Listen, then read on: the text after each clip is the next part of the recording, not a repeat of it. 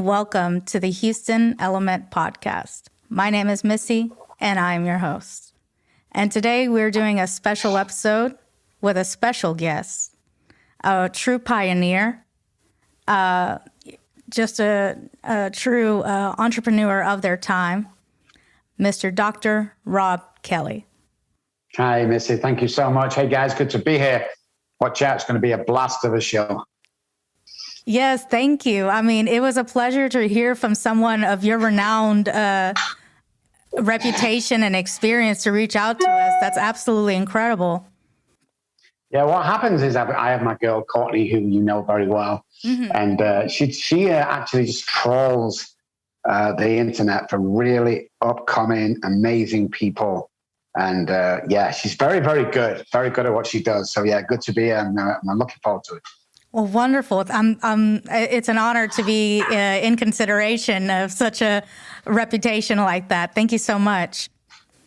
Of course. So you are the CEO and the co-founder of Robb Kelly Recovery Group. Can you tell us a little bit about your business? Yes. So I'm an addiction doctor, a Ph.D., not a medical doctor. And I run Robb Kelly Recovery Group. And we set the group up some years ago. I want to say maybe 20 years ago. And before that, I was still doing stuff. But Robb Kelly Recovery Group was made just before we come to America, which was about 15 years ago. We treat addiction. We treat alcohol, drug addiction, depression. We also have life coaches, sober coaches, any way that you want to deal with your life, because we also deal with trauma, past traumas, especially growing up as a child. Everybody has trauma. And if you're an alcoholic, double trauma, because it's amazing how the alcoholic brain differs from the normal brain. So that's what we do. But the difference from us is our research, our tried and tested research into the brain, the neuroscience of any addiction, not just alcohol and drugs, smoking, drugs, sex, porn, cake, gym, whatever it is. There's a brain science behind it, and that's what we specialize in. Oh, that's incredible. That's incredible. So you would say that your unique approach is to try different kind of therapies. I know two of the different kind of therapies I never heard of about that you offer is the somatic experience and as well as NeuroLinguistic programming. Can you tell us a little bit about those techniques and what makes them, you think, more valuable in your effort to help with these kind of patients?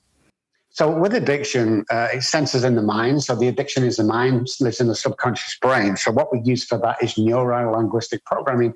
It's been around for many, many years, but to master it, my coaches go to school for at least 2 years. So it's not like an online course that you see. It's a real study into redirecting neural pathways from self-sabotage into good, successful neural pathways.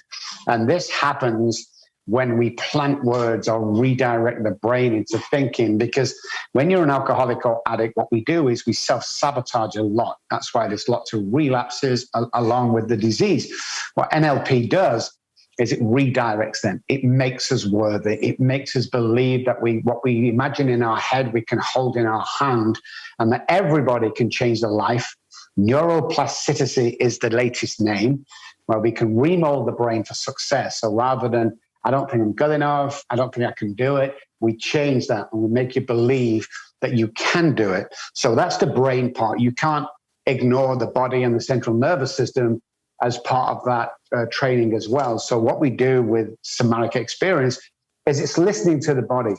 The body will tell us anything that's going to happen, because believe it or not, the subconscious brain starts with any addiction, sends a message down to the central nervous system. So our reactions, our body, our feelings, our gut feeling, that starts to happen. Then it runs up to the prefrontal cortex, and that's when we act on it. So somatic experience is looking and feeling at what the body does. For instance, the gut feeling. I've got a gut feeling that's not right. Most people don't look at the gut feeling as being one of the indicators of anything, especially bad, that's going to happen. It goes back to the tribal days. And one of the tribesmen would get that gut feeling and they knew there was danger near. It's an energy that we pass out. And we look at any sort of pre-relapse with anything that might be a heavy heart, shoulders are heavy, the gut feeling, and we address that. And so the idea is let's say a relapse, for instance, happened on a Monday, well, the Monday before that is when we can see our body and we can feel our body. And we know quite well that we're heading for something that's not good. So then we jump back to the NLP and we redirect them thought patterns. Pretty cool, huh?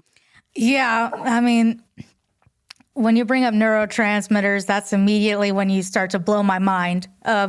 Unintended, not intended. I love that. Blow my mind. I've got to write that down and use that. That's awesome. That's as much science as you're going to get out of me. But, that's incredible. Yeah. I like that approach, especially because doesn't seem, correct me if I'm wrong, it doesn't seem very Western medicine heavily, dependent on, and that's one thing that, concerns a lot of us, especially our loved ones, is seeing, people go through this battle and getting hooked up on these medications. And well, I have to tell you that when in our office, so we have 5 offices around the world, in any office at any time, when a blatant heroin addict comes in for help and treatment, the question I always ask them is, where did it all start? And Missy, 99.9% of them say the same thing. Well, I went to the doctor and he gave me pain medication. Every single one of them, apart from 1 or 2, say that. So yeah, we don't believe in treating drug addiction with a drug. We don't think it works. We think there's a natural way to do it. Repetition strengthens and confirms. It's like driving a car. You can't just get in to drive a car. You have to take lessons. You have to be shown how to do it. And after a period of hours in the car, let's say 30 hours of driving, and then neural pathways are built for driving that car. And when we first drive it, it feels like a tank. I know when I got into my little Mini back in England, I was taking my test, it felt like a Sherman tank. It was that big. And yet 3 or 4 or 5 months later, I can be listening to the radio, backing down the driveway, waving to my mom and texting something. Well, it's just crazy. And it's the same thing with redevelopment of these positive neural pathways. I mean, it makes sense to me. Absolutely. I mean, if you surround yourself with poop, you're going to smell like poop, kind of thing. But, all the time, show me your friends, I'll show you your future. If I walk into a room with a frown on my face and there's 10 people there, most of them 10 people are going to frown back. If I walk in, same 10 people with a smile on my face, all of them are going to smile back. So yeah, it's all about who we hang around with, who we become. And if you don't believe me, check when you've been hanging around somebody. I know I had a friend in San Antonio, a girl, she's my best friend. And when I first started hanging with her, she used to say this crazy thing that got on my nerves. When I said something, she'd say, "Shut up," in this crazy tone of voice. And I hated it. It just sounded so false. 6 or 7 weeks after hanging with her, she asked me a question. I said, "Shut up." Oh my God. Because I was doing exactly the same. And that's how we pass. It's called the mirroring part of the brain. Mm-hmm. What happens is we want to be like other people because it's our connection. So if you meet somebody you like, you kind of mimic them. And then what happens is the brain automatically thinks, oh, this is a trusted person. I can trust this guy. It's like we've been friends for years and years. Also used as a sales technique when you go in with a guy, you want his business, you go for lunch, he orders orange, you order orange. He orders a fish, you order the fish. He crosses his legs, you cross your legs. The mirroring part of the brain loves that and will connect real quickly. So when the guy comes out, he wants to give you his business because you remind him of him. It's the same with recovering from addiction. Show me your friends, I'll show you your future. Wow, that's it right there. That's incredible. I really like that. That hit the nail on the coffin right there for you. So when did you start with this business of recovery addiction? Well, it started probably about 30 years ago back in England, maybe a bit longer. I suffered badly from alcoholism. And for those guys out there who don't know my story, I was a musician. I went through school. I played at Abbey Road, the famous Abbey Road, where the Beatles, I was a bass player there, hanging around, played with Queen, Elton John, David Bowie. From the money I earned, I went to Oxford University. I got through the back door through somebody who knows somebody, and then got married, had 2 kids. And what happened over a period of about 6 or 7 years is my alcoholism started to come off. And I lost the children, I lost my wife, I lost the cars, the business, my license to practice, and eventually became homeless. And I lived on the streets for 14 months. I mean, I don't mean couch surfing. I mean, literally sleeping under trees and in benches in the snow and begging for money during the day and not showered for a year or shaved for a year, vomit all down me. It was just absolutely horrendous, because when people look at me today, they go, there's no way. Especially people who know me go, look at your house, the car, look at your lifestyle, the wife. It was at a cost. I've still never seen my youngest daughter. So when I finally come off the streets, which is through like a spiritual awakening and the right people around me, as we discussed before, I was almost aggressively adamant on creating a company that will not only have new science to prove that alcoholism is a disease and we can recover from it, just like food poisoning. There's no cure, but you can recover. And the other thing we wanted to do as well is my mother and father suffered badly from my alcoholism. Didn't know when it was coming on. I lived on the streets. We also wanted to help the families. So often you'll get the husband, I'm not saying it is, but let's say for instance, you get the husband who's taken away into treatment, because he's a full-blown alcoholic, he's caused trouble, he's lost his job, they've got no money. What happens to the wife? Well, she's left not knowing what's gone on. She's probably petrified. There may have been violence in the house. She's took the kids somewhere for their safety. What happens to the wife? So we have a rule, is that if we take a husband on for alcoholism or drug addiction, and the wife and anybody over the age of 18 doesn't join us, because they have to do twice a week. Our program is 1 hour a day, every day for 90 days with the alcoholic or addict. But the family do 2 days a week, 1 hour, Monday, 1 hour, Tuesday. And we kind of go into their deal and their problem. And many times they'll turn up and say, hey, okay, let's talk about my husband. And we go, no, this is not about the husband. This is about you. Well, there's nothing wrong with me. Why have you allowed this to go on for so long in front of your children? Why are you sticking by this man?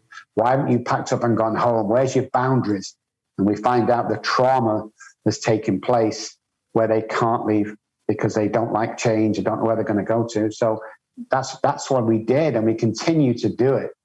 And we have a saying here, we love what we do because we do what we love. And it just isn't work. But, I don't get involved in the money side of this business, Robb Kelly Recovery Group. But when I get paid in full is when the loved one calls me and says, Dr. Robb, I want to tell you something. But my husband is amazing. Thank you so much. And some call in tears. They used to send us cards, but we have huge offices, but there were so many cards that we had to ask people to stop them because we couldn't keep them all. So yeah, it's kind of passion. It's kind of being arrogant as well. I'm known for being arrogant. And the reason I do that is I tell people straight that if you don't do this deal, you're probably going to die. And people don't like hearing that, but I'd rather tell them that than go to the funeral, that's for sure. Exactly. I mean, a lot of people don't like the truth, which it doesn't make sense. They claim that they want it, but when you tell them, they have, their reservations, but to each his own, to each his own. Excellent.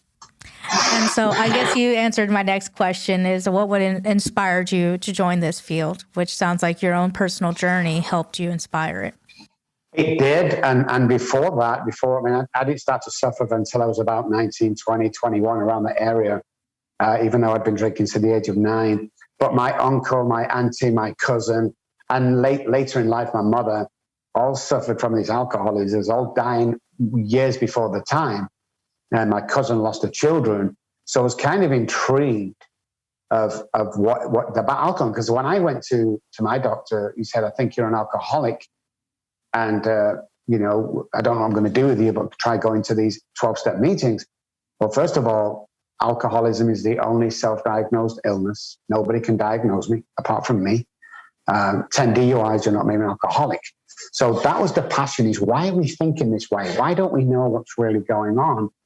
And I'm one of very few that's gone into the studies that we have, because there's no money in recovery. There's lots of money in giving people medication and sticking them in, treatment centers for 30 days for $30,000, and they get repeat customers, but nobody's delving in to solve the problem.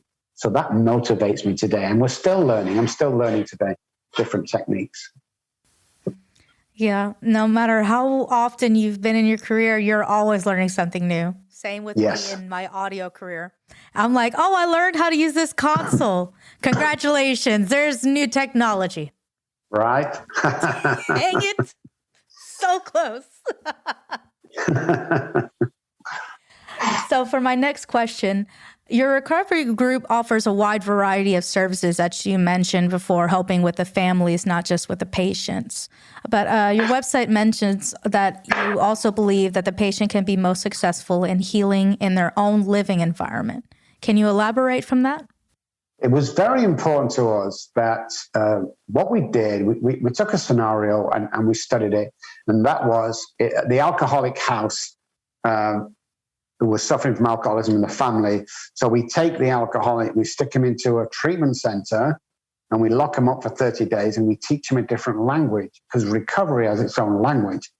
So he gets on his way, and then what we do is we stick him back into the old house. So it's like the old house speaks Japanese, and we teach him English. So when we send him back to their house, he's going to start speaking Japanese again.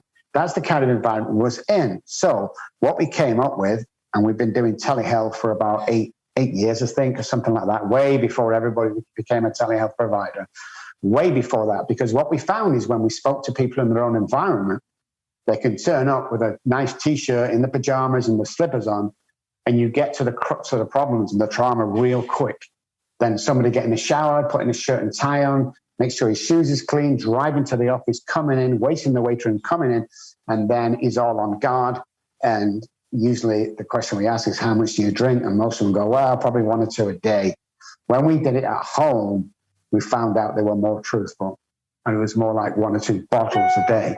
So the environment itself is very important to us. And problems happen on a daily basis. So if you're stuck away for 30 days, 90 days, or whatever it is, and you come back home and you get all these problems that's been happening while you're away, there's a good chance, if you've not been treated properly, that you're going to relapse. We've cut that down, because as we go on in life, we deal with it every single day. You know, well, I've got this coming in, and well, let's deal with that today. You know, I'm worried about this. Well, let's deal with that today. So that's why it's a daily thing. Repetition, strength, and confirms is the key, I think, to any success.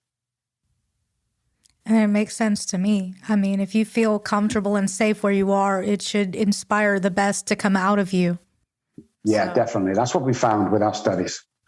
That's wonderful. That's wonderful. And as you mentioned earlier, you're originally from Manchester, England, and before entering the current field, you worked at the legendary Abbey Road Studios.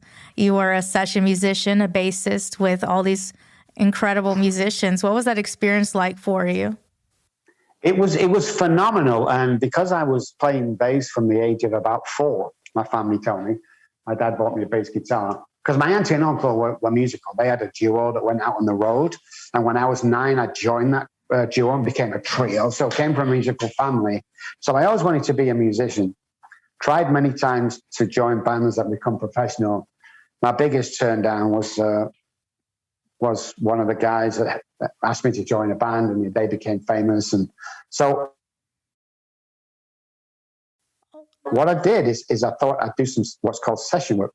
And now back in the 70s, session musicians used to go to a recording studio and they would track each instrument to make commercials, soundtracks for radio, commercials. That's what we did. So I'd started at Strawberry Studios, which is a 10cc studio in Stockport, Manchester, and then saw an ad for Abbey Road, entered it, and finally, after about 7 auditions, got the position. And it was mind-blowing when I think now, when I go back, to think I spent so much time with Freddie Mercury in a room talking about philosophy and life, and Elton John and all them guys, Bowie.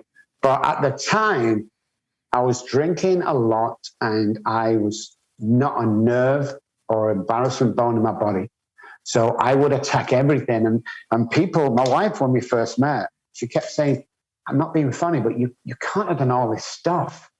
People just think you're telling lies when you keep telling them, I've done that, and I've done that. Until we got married. And since we got married, I've been on TV a bunch of times, 18 million people following, viewers. I've wrote books. I've met all sorts of crazy, wonderful people. And about 2 years ago, she said, oh, my God, it's all true. It's that you've got to do these things. You get one chance in life. if you have a chance to do something, you've got to do it, because it was mind blowing, especially when you get a call at like 10 p.m. and, Freddie's asked for me personally, because there's about 10 bass players there. It wasn't all me. Asked for me personally, we go down there, and I was a bodybuilder at the time as well. So we'd sit down and we'd go through a couple of tunes, in the green room, and then we would sit chatting for like 5 hours, and I would get paid extortionate amounts of money to do that. It was awesome. And I've heard from some studio engineers, they talk about how the studio allows, vulnerability to come out, and that's why they like that there. So that's interesting to hear your perspective on experiencing the vulnerability, in the studio as well.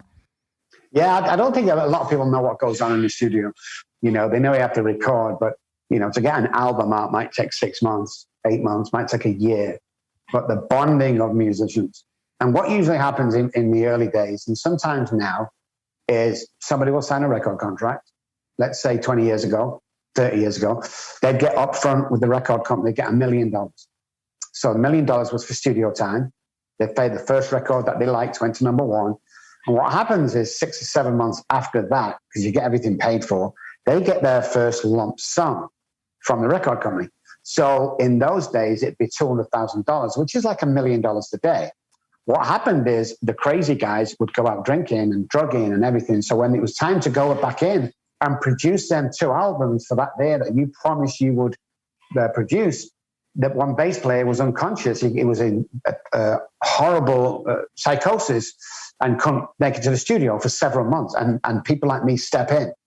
And what we do is we play the bass track for them. And then what we do is we can either have a mention on the album and 20% of what they usually get, or no mention on the album and 100% payment.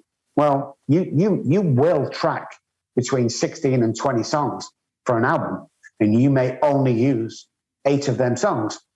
So it's incredible, the work and the bonding and the laid back and the laughing and the crying and it becomes a different world where you've got no choice but to let that creative side of you flow.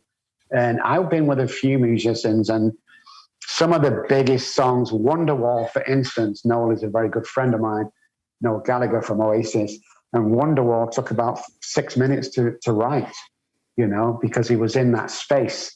And yet, right then when you write it, you never know what's going to happen. And you can play that anywhere in the world. And people know it. It's incredible. It really is. It really is. Music, I think, is just as relevant of a healing tool, my personal opinion, as some of the other practices that you guys specialize in as well. And that's incredible. Yeah, we have a room just for music therapy. Oh, that's wonderful. Which is awesome. Yeah. Even if you can't play, you bang a drum, get the neural pathways thinking and creating. So that was going to be one of my next questions, actually, is being that you come from a musical background as well. You studied in psychology and behavioral sciences, but do you believe that the music is also a helpful tool in helping with your patients in recovery? 100%. And even if you're not a musician, you like music. And going back to somatic experience as well, of what the body feels. I mean, you guys listen at home, and maybe you, Missy, you've heard a song one day and it's your favorite song, and the hairs on the back of the neck go up because it brings back a memory of that song, and it's tied to something. Like me and my wife have a song played in our wedding. It wasn't a traditional song, but every time it comes on the radio, it makes me feel real warm inside and happy memories. So it's more relevant than people think it is. It has to be part of the recovery. And if you're not a musician, and we bring you in, and we'll probably give you a drum or cymbal or something like that to shake tambourine, you're building new neural pathways that bond to the musical side of you. So the left ear is for music, and the right ear is for other things when we look at it. So the musical side, will pick up, and it really touches the heart and the central nervous system. And recall with music is instant, whereas if I say, hey, Missy, 20 years ago when we did this, you remember that? And you go, oh, John was there. John who? Whereas if I say, play a song for you, at a certain point, and you go, oh my God. I went to Spain once with a girlfriend, and we had Duran Duran playing the favorite song from Duran Duran. And we played the same song all the time as I was swimming in this lagoon. And it was hot days, phenomenal. Even today, when the drums start coming in on that song, it takes me right back to that place instantly.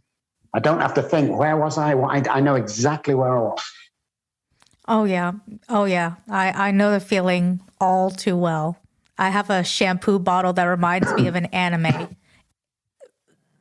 Does not make sense to people. But like you were just explaining, I associate that song from that show with that scent, and it automatically takes me there every single time. It's incredible. It's like the national anthem. I became a citizen about 9 months ago after being here for 12, 13 years. So I really took it seriously. But when I hear the national anthem today, I can't even listen to it without hearing Whitney Houston's voice when she sang the national anthem. And that was a visual that I would never forget, because the way she stood up and did that. And I've got it on my iPad. It's phenomenal. Absolutely. Rest her soul. I mean, she was a true legend. Mm. And so you were mentioning that it was sometime when you were in England that you had what you referred to as your infamous aha moment, when you came to the clarity of, that's it, I'm done with this, I'm going to turn my life around. And from there, you made a complete 180 to the man that you are today. Yeah, there was two things that made me think. First of all, I'm stood outside a liquor store at 5:30 in the morning. The guy opens at 6, but can't serve alcohol till 10. But he knows me. It's snowing. It's below freezing, well below freezing. I'm in a little vest, pair of shorts, and a pair of flip-flops, and I'm sweating profusely. I'm going into delirium tremors, which means if I don't get alcohol inside me or medical treatment in the next 30, 40 minutes, I'm probably going to fit and probably going to die. That's how bad I was. He opened the door, I walked in, I've got a banging headache, I'm shaking violently, I'm sweating profusely, and all I can think of the alcohol. I put my 10 pounds on the counter, he passed me this big bottle of vodka, and I grabbed the handle of the vodka, and this was my reaction. My headache went, the sweat stopped, I wasn't trembling, and I looked at the shopkeeper and looked back at the bottle. And the shopkeeper again looked back at the bottle, and it hit me. Oh my God, it's not the alcohol, because all my being changed. So that was lodged in the back of my mind, knowing quite well if I ever got out of this craziness. And then one night, about 2 or 3 o'clock in the morning, in the middle of the night, I was walking down the back end of Manchester where all the factories are and businesses. No people are there. It's all closed up, and I dropped down to my hands and knees. I started to cry like a baby. And I remember, as an atheist, because I was in the church when I was a kid, I was in the choir, I was lead chorister, and my priest and chorister leader both molested me. So I had nothing to do with God. But I did look up to the sky on that raining, cold, freezing morning, and I said, if there's a God up there, I can't do this on my own anymore. That's all I said. And a guy came around the corner, not more than 30 seconds later, in the middle of nowhere, a little Bible in his hand. Turns out he's an alcoholic. He wants to help me. He takes me back to his house, and that's where my journey started. Wow. Just by the help of a stranger. Yeah, a stranger. Yeah, it all started there. Such a great guy. And, if more people would take the opportunity to invest in helping somebody, maybe if they knew how to properly identify somebody that wants the help, then they can, maybe show more inclination. There's also when I thank somebody or compliment somebody, dopamine's released into my brain. It's a natural occurrence. Mm-hmm. Makes us feel good. So even if you can't, you want to do some good, compliment somebody. I compliment 3 people every day, and I bless at least one person every time I leave the house. Mm-hmm. And for me, it's monetary, because God gave me this money. It's not mine. And we spend thousands and thousands and thousands of dollars, probably 6 figures, on giving back or helping moms and stuff like that to build their lives, to get the kids back, or their dad to get rights to see, we'll pay for court fees, apartments, little cars, whatever it takes. But, try this when you're walking around. If you see somebody you don't know and they've got like a crazy pair of sneakers on, say, hey, man, good sneakers. Okay? And then walk away. Take a quick look at him.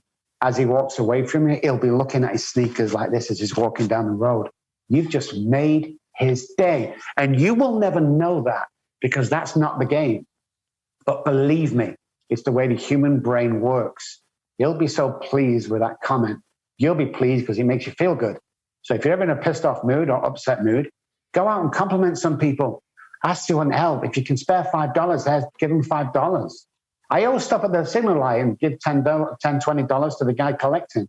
My friend said the other day, he said, you know what they're going to do with that $20, don't you, Rob? And I said, well, hopefully they're going to go and buy some drugs or alcohol, because that's what I would do when I was living on the streets. The thing is, when I give, that's my responsibility. That's my duty. What they do with that is none of my business. And that's the way I go through life today, is you might be the only person. In fact, let me tell you a quick story. We went to a bakery to have a cake made for someone's 3rd year sobriety. So we chose the cake while my assistant's choosing the cake. I'm laughing with this girl, this old lady behind the counter, and we shared. I was 20 years younger, and we're bantering back and forth. And then we leaves. He goes back next day with all the nice writing on it. And as my assistant is paying for the cake, this lady comes from the back, and she said, "Oh, I wanted to see you." I said, "Okay." So we went to the side of the counter. He said, "I want to thank you for yesterday." And I said, "Why? What did I do?" He said, "Me and you bantering." I said, "Yeah, it was fun. It was, you're an awesome person." She said, No, you don't understand. Me and my husband used to work here. And 6-7 months ago, he died. And I've not been able to come into work for 7 months. And they kept my job open for me. Yesterday was my first day back. And I was dreading it because I'm lonely and I didn't like life. And I know it's going to be hard facing people. And what happened is you walked in. I would never have known that. But when we do these things, it's loving and helping another human being just for 5 minutes. Get out of this world, If you want to stop 95% of your problems, turn the TV off. Go out and meet people for who they are. Compliment. Say, if you've got nothing nice to say, shut up. Nobody wants to hear that poisonous dwarf, spouting. Shut up. You've got nothing to say. The world is full of hatred. It's crazy. And we can change that one compliment at a time. That's all we can do. And if you can't give money, give your time. Smile. Say something nice to somebody. Nobody's ever going to turn around and say, shut up, I don't want to hear that. Nobody's going to do that. There's a scientific fact that most of the beautiful girls out there who live in this magazine beautiful world, which I don't believe in, but most of them find it very hard to date. And the reason they do is because guys think they're too good for them. Oh, God. Yeah. Crazy. Yeah, ridiculous. I mean, if you want your Gucci purse and that makes you happy, I'm not mad at you, but no, it really doesn't do it for me. Yeah, it doesn't do it for me, but I'm not going to be upset if it does it for you. That's 100% your prerogative. Most people walking around with Louis Vuitton bags are poor, trying to be rich. Most rich people are walking around with Walmart bags. I can guarantee that. Because if anyone's out there who's had money, you'll know what I'm going to say. It does not make you happy. Neither does your wife, girlfriend, boyfriend, husband. It cannot make you happy. You have to make yourself happy. Now, if there's money after you do that, then great. Enjoy your stuff. I do. Give most of it away, but I have an amazing life. But it doesn't bring you happiness. Happiness comes from within. So carry that. There's more fake Louis Vuittons out there than I could even remember. And it's easy to tell. I had a friend, they're not upside down on one side, they're all the same side. It's like, why'd you do it? Because you want to fit in? And yet you go home and you're trying to feed the kids or pay your gas bill because it's going to be cut off, and yet you're walking around with this $200 replica. Doesn't make sense to me. It really doesn't. No, neither to me. To each his own. But yeah, how you were saying how you're going to see a rich person with Walmart and the other person, with an iPhone, things like that, and neither one of them has happiness. What? Oh, crazy. It's like you walked right past each other. Yeah, exactly. Exactly. Bless their heart. So let me see if there we go. Okay. And you were mentioning before also that you are an author. You wrote a book called Daddy, Daddy, Please Stop Drinking. So what made you decide, you're already, treating recovery addict patients and things like that. What made you decide to share this personal part about yourself with the world? So crazy story, guys, that you're going to love. 2-part story. When I came to Dallas, I was working. We had offices, blah, blah, blah. I was hanging around with a certain amount of people that weren't amazing. They were all competing for each other's attention. And I said to them one day, hey, guys, I'm thinking of writing a book. Most of the guys went, You can't write a book. That's a stupid idea. You're not an author. So I didn't write a book. When I came to San Antonio and hanging around these great guys, I said to them, I'm thinking of writing a book. And all of them said, what? I thought you'd already wrote a book. Oh my God, what a great idea. I would buy that book. So I wrote a book. That's where the book come from. Show me your friends, I'll show you your future. Where the title come from is during my escapades back home when they took the kids off me and I got them back the next day from my attorney. And then I was drinking for 3 days. And the police burst down the door and the children not being fed or changed diapers and nothing. I nearly killed them. The authorities took them off me. The police was there. The wife was there. The Child Protective Services. And they're walking. My wife is walking with Charlie. She's 3 or 4 years old. And she's got hold of her hand, because she's not that big. And they walked down the path and she said 3 things to me. She says, and this is after I nearly killed him, by the way. This is how resilient children are. She said, Daddy, please don't go. And he started to walk. I was crying. One of the police guys were crying. She was crying. Mom was crying. It was just a sad, sad state of affair. And halfway down the path, she turned around again and she said, Daddy, please get better. It still hits me today. Excuse me. Right. And then they got to the gate and they opened this big gate of the house. And my daughter turned around one more time and she said, Daddy, please stop drinking. I couldn't do it. 6 months after that, I was homeless. It wasn't until 4 years ago that my daughter saw me on TV because Mom never gave me any birthday cards to send. Young daughter I've never seen yet. But she got in touch. I went over there to see her. We sent her back to school. She became a NeuroLinguistic person. She studied NLP. And 4 months ago, she opened my Manchester office in the United Kingdom. So we have bonded and reunited. So that's where the book comes from. The book itself, we do not take a dime off the book. The book's around $9 in Walmart, on Amazon. And what we do with it is, you hear people go, well, all the profits of the book go to, that means after everyone's taken their piece out of it, including the author, there might be 10 cents left. No, every single dime put into that book, every single dime. We don't take out printing. We pay for printing ourselves. It goes back into communities around the world of people that are suffering with the disease who want help. And it's part of our money that we give back. So if you jump on Amazon and buy it, I always say this, jump on and buy it. It's a story of my life, happy, sad, informational stuff for loved ones, for alcoholics and addicts, just a success story from rags to riches. And if you read it and don't like it, just put Dr. Robb Kelly in any search engine, you'll find me. Send me an email, I'll refund your money. It's not about the money, it's about enjoying this book. And if you send me a text, I'll give my phone number in a second. If you send me a personal text, I'll send you a copy free of charge, signed to you, that you can read and then pass that information on to other people. Because that's just what a human would do, is pass on information. Exactly. And that's what it's about today. It's not about me. I always thought it was about me. I always thought the world revolved around me. I'm not doing anybody any harm. Well, of course you are.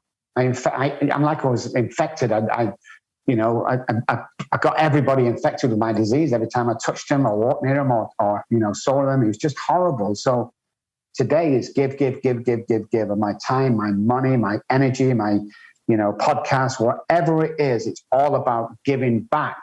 And believe it or not, guys, it makes you feel amazing. So if you're sat at home and you're thinking, well, I'm not good enough to do that, or I wouldn't dare do that, or I'm not, my mom says, well, I want to apologize to you. Somebody's put that there. We're born with $1 million minds. Stop taking advice off 10-cent minds.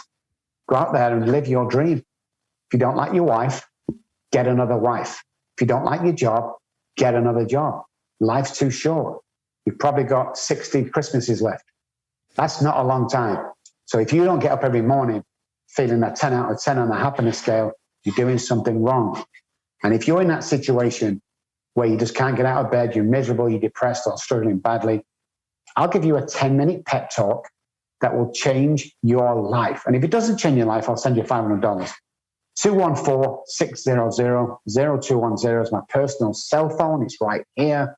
It doesn't go to my assistant. It doesn't go to Courtney. It doesn't go to my desk. It comes right here because it doesn't matter what I do today. You may have seen me on TV. You may have seen me, read the books. You might have seen me, seminars. Whatever I do outside this room is to make my wife happy but she can live her life beyond her wildest dreams and pay the mortgage.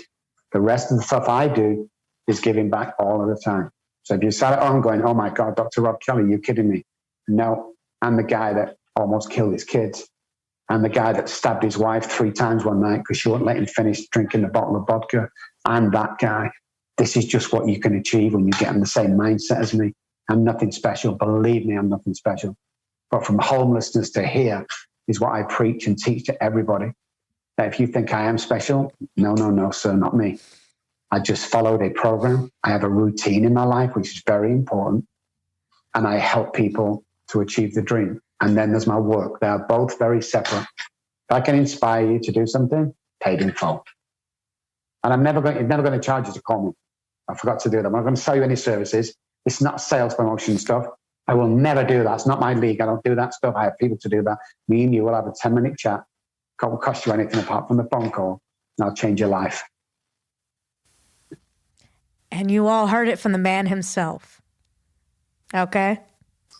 This is going to be uploaded on YouTube, so you can hit the rewind if you have to hear that speech again, but you need to absorb it because I was with genuine human nature. Yeah, and it's all yours, guys. And believe it or not, if this is my only ego trip ever when I tell people this, is you're going to be doing me the favor, first of all. You're going to be doing me the favor. So just get on. Let's get chatting. Send me a text, first of all. I'm very, very busy. And here's my ego trip. If it is an ego trip, you'll never get another chance to do this. You'll never get another chance of somebody of my, whatever you want to call it, league, profession, whatever it is, of high standards of what I do. You'll never get this chance ever again. Then the next couple of days when you're listening to this, send that text. Well, you heard him, guys. There's no other time but right now. So if you're in a place, you know what to do. And if you're not, be happy. Be happy, hug your dog, hug your cat, hug your people. Be happy. Okay? Because life is happening now.